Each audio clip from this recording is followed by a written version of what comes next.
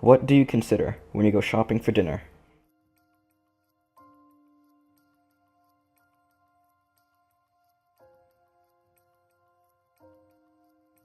Price, amount, quality, and source?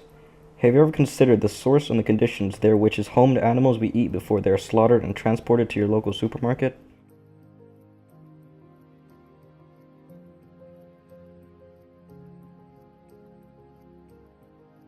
You might not be aware, but as many as 9.7 billion farm animals are tortured and killed every single year, and your money when buying these products only contribute to this trend.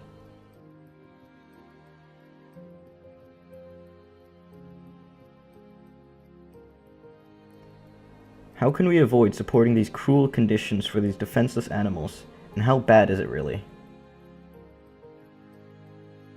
To give you a clearer picture of the Earth's animal farming, here are some big numbers. On our planet, approximately 23 billion chicken, 1.5 billion cows, and 1 billion pigs share the major responsibility of feeding our human population, which is currently at around 7.5 billion today. All these animals mean that roughly 83% of all farmland is used for animal pastures only. Yet, fodder crops such as corn and soy only take up 26% of the Earth's land area. Now, this information is proof to how much space of our planet is actually used up for the animals we eat. After doing more research, we have also found that animal products and the way they are produced, collected, and passed on has become a horrible and inconsiderate aspect of billions of people's daily lives.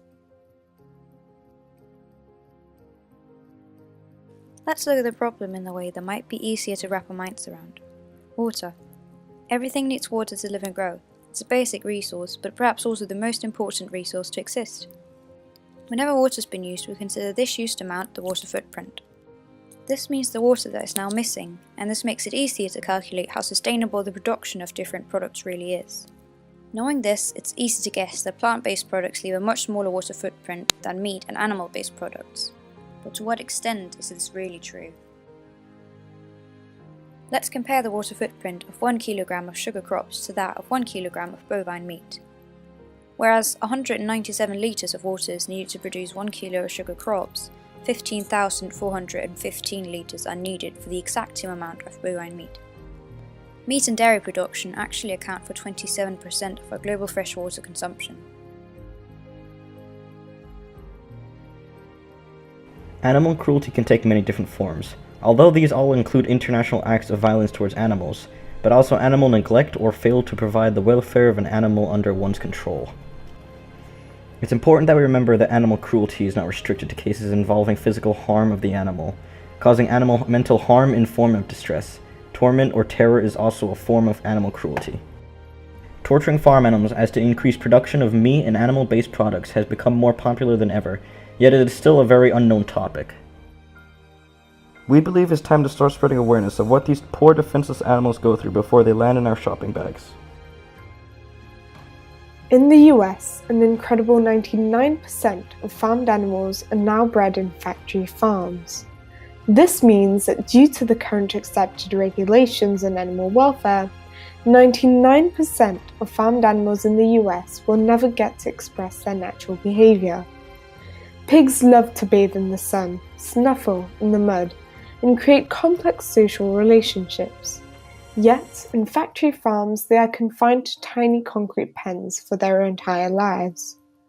Chickens love to flap their wings or clean themselves in a dust bath, yet they never leave a cage that is so small they cannot stand up straight or even extend their wings. Cows are very maternal creatures who enjoy grazing in fields, yet they are also confined to concrete pens where all they can do is stand. More than 80% of the antibiotics used in the US were fed to livestock. These antibiotics are specifically administered to artificially increase rapid growth in these farm animals. This doesn't only cause discomfort in the animal, but also makes it immune to the medicine, meaning it might be impossible to cure future sicknesses and therefore causes billions of animals to suffer from diseases or be prematurely slaughtered.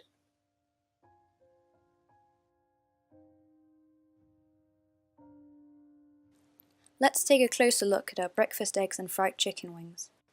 A battery chicken means a chicken that lives in a minor space with hundreds of other chickens, is fed the bare minimum, and never sees the sun. Or to produce as much product as possible for the least money possible. Each chicken in a battery farm spends its entire life in a cage which has a floor space smaller than an iPad, no room to turn around, and certainly not enough space to stretch its wings.